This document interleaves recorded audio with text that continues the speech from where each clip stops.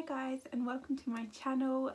So in today's video I wanted to talk a little bit about some books that I have been reading, some that I've loved and some that I've been not so sure on, but yeah, I just wanted to share them with you. So I'm not going to do them in any particular order. I'm just going to share each of them, tell you a little bit about them without giving too much away, and also to tell you if I think they're worth the read. So yeah, let's get started. This is a book that I'm sure most, if not all of you, have heard of before, and that is the book called Elephant? And that is the book called Eleanor, Oliphant is Completely Fine, and it's by Gail Honeyman.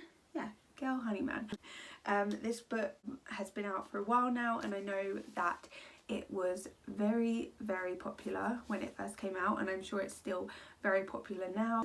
So I was a little bit slow on joining the bandwagon and actually reading this book. I did try to read it. I'd say about a year ago was when I first bought it, but I really struggled to get into it, and it was nothing personal to the book. It's just that I tend to read psychological thrillers and crime books. I don't tend to read this sort of book, so for me yeah, I really struggled to get into it. However, once I had got into it and like tried again the following year and did manage to get into it, I read this book within days, which doesn't happen very often with me. I actually started reading it when I got home from holiday, and yeah, I completed it in days, and that I think says plenty about how much I love this book. Basically, this book is about a girl who, well, she's more of a woman. I think she's in her 30s or she's 30. I think she might be 30. But yeah, she is pretty lonely. She kind of goes about her day doing the same thing day in and day out. She kind of sticks to her routine and doesn't really switch it up. As like it says on the back, that she lives a really simple life and she wears the same clothes every day, she has the same lunch every day, and she seems to have a little bit of an obsession with vodka, and that's brought up quite a lot throughout the book. But although she comes across as being very content in living her life the exact same every day, you soon realise that there's a lot more to it, and actually there is a lot more to her and her story. And yeah, there's not a really like intense and complicated storyline to it, which that's what I'm used to because I usually read psychological thrillers. This is kind of a very simple storyline, but at the same time not, because you're kind of uncovering a lot about her past and a lot about Eleanor and what makes her very special. And yeah, I absolutely love this book. I love the character in it, and I love all the other characters really, but Eleanor is just so, I don't know, she's really matter of fact and to the point, funny without meaning to be funny. And yeah, the whole book was just really, I don't know, I can't even express into words. It was just really uplifting but funny, and also like sad and emotional in parts. And yeah, I don't know how to describe this book without giving too much away, but it's just a really nice, uplifting like read, and I guess it really focuses a lot on kindness. So yeah, so I would give this book a definite 5 out of 5. That's what I gave it on my Goodreads, so we're gonna stick with that. Yeah, it was so good, and if you just need a really uplifting, funny, emotional read, then this is the book for you. So yeah, definitely read this one. The next book that I'm going to talk about is this one, which is called An Unwanted Guest, and it is by Shari, Lapena. Shari? Is it Shari? Shari? I'm gonna feel really stupid if I've pronounced that wrong, but yeah, I'll just show you the author and then you can figure it out for yourself. But yeah, An Unwanted Guest. I can't remember where I got this book. I think I might have just got it when I went to Tesco once. So this book is my usual psychological thriller. I knew from the minute I saw it that it was going to be one that I had to read, and this actually happened to be the book that I took on holiday and read while I was laying by the pool in the sun. Again, this is a book that I got through very quickly. I was away for a week and I read it in a week, and that's really fast for me because it used to take me months to read most books, so pretty impressive that I got through it so quick. This book was one that I had really high hopes for, and it didn't let me down, but at the same time it did. I don't know, throughout the book I kind of had a feeling I knew what was going to happen, and I was making these guesses and I was like, oh, it's going to be really frustrating if I'm right, because I kind of like to be surprised at the end. And I did happen to be surprised at the end, but it wasn't as exciting as I wanted it to be. So yeah, it kind of let me down. But so this book is about a guest house that is run by a father and son. It's set in a really stormy, bad weathered night where there's lots of snow, lots of ice, just not a very nice time. But these couples of people still go up to visit this guest house for the weekend. They all have different reasons for being there, wanting to get away. There's a writer. I can't really remember why else the others wanted to get away. I think just in general they all had their reasons for wanting to get away for the weekend. And when they get to this guest house, they notice that it's really short-staffed, no one really there but the owner and the son, and that is because of the weather. No one was able to get to work. So what happens over the weekend, it's basically, I think it was on the first night, someone dies, and from there a few more people die in the following hours and also day, and the book kind of follows that mystery in figuring out how those people have died, because it soon very quickly becomes apparent to one of the guests that maybe it is not an accident, because obviously one person dying, coincidence, more people dying, not so much of a coincidence. So yeah, the book just kind of follows that story in figuring out who the killer is. They know it's someone in the house, but they don't know who.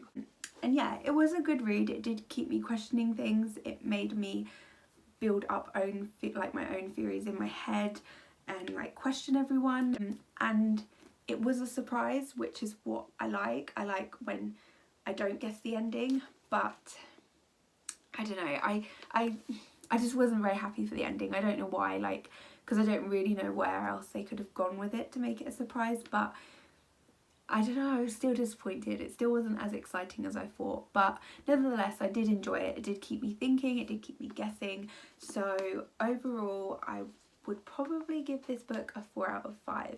It was, yeah, 4 out of 5. I think that seems fair, because it was good. It was just being me being extra picky that I didn't as such like the ending. But yeah, it did surprise me. It was good, and you should definitely give it a try if you like a psychological thriller. So yeah, the next book that I'm going to talk about is Now You See Her by Heidi Perks. Now this is also a book that I read very, very quickly. I read this book in a matter of days. It was absolutely incredible. One of the best books that I have read in a really, really long time. So this book is about a little girl who goes missing. So this little girl is staying with her mum's friend. The mum is a very anxious mum. She's very protective. She doesn't usually let her daughter out of her sight. She usually keeps her with her 24/7 and doesn't let anyone else look after her daughter ever. But one day she was going on a course, so she decided to let her friend look after her daughter. I think the dad was at work, or was he fishing? Can't remember. I think he might have been at work or fishing, but either way, the dad wasn't there to be able to look after the daughter, so she did actually give the daughter to her friend to look after, and the friend had kids of her own, and she took the kids to I think it was a fun fair, and they went on the bouncy castle at the fun fair, and then her kids got off the fun fair all happy and excited, but the other little girl didn't, and that is the start of where she goes missing and the mystery begins, basically. So don't know, I'm trying to think what to say that doesn't give too much away, because this is a really good book and I just don't want to give anything away. So yeah, she goes missing and they go through a series of different lines of inquiry to figure out what has happened to this little girl. Has she been kidnapped? Did she run away? Who did it? Yeah, there's a lot of questions, and throughout much of this book I was clueless. I literally didn't have a clue. There was no obvious signs of what could have happened to her. or who could have done it. There are moments where I thought, oh, maybe this person could have done it, or maybe they could have done it, but there was not enough like evidence as such for me to really believe that theory. So yeah, it was a kind of book that keeps you guessing throughout. Right near the end, I did clock on that, oh, maybe this happened, and I did eventually figure it out, but there was still a lot more to it that I didn't figure out, and I think that's why I loved it so much. So yeah, this book, 5 out of 5, 100%. Absolutely loved it. I have not read a psychological thriller this good in a very long time. So if you are looking for a psychological thriller, then this is yet another one that I think you need to get your hands on and read. So yeah. Now the last book that I'm going to talk about, which seems kind of the wrong kind of time of year, but I did read this book in December/January, so I did read it in the appropriate month, and this is called One Day in December by Josie Silver. Now, I'm not usually the kind of person who enjoys romance books. I don't mind them, but a lot of the time I find them really cringy and just unrealistic, and yeah, I just don't find them that interesting. There are a few that I absolutely love and swear by that everyone needs to read, which I probably will do a whole video about, talking about them, because there's a few. But yeah, I'm kind of fussy when it comes to romance books, but I wanted to give this one a try. I think I saw it on Goodreads that someone had read it that I follow, so I was like, I just have to try it. It's a Christmas book and it's romance, so I was hoping I would love it. It was okay. I'll tell you a little bit about what the story was, and then explain why I only found it okay. So this book is about a girl called Laurie who is on the bus one day on her way home from work, and from the bus she sees a man stood at the bus stop who she just completely falls for in that second. Love at first sight. She thinks that he looks incredible and she just needs to meet him.